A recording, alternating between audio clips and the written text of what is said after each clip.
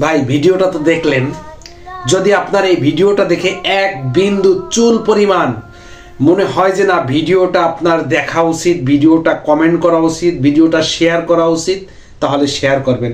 আর যদি মনে করেন যে না এই ভিডিওটা অশ্লীলতা আছে, এই ভিডিওটা শেয়ার করার প্রয়োজন নাই, এই ভিডিওটা দেখা প্রয়োজন নাই, এই চ্যানেলটা সাবস্ক্রাইব করার প্রয়োজন নাই, আপনি করবেন না।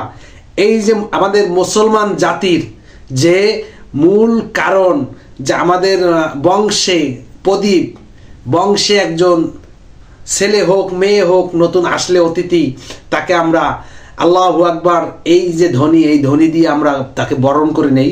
যেমন আমি আমার বড় ভাইয়ের তার ছেলে হইতে দেখছি, মানে আমার ভাতিজা, যখন আমার ভাতিজা হয়েছে তখন কিন্তু আমার সেজো ভাই আজান দেশে তাকে কোলে নিয়ে আল্লাহু আকবার আল্লাহু আকবার।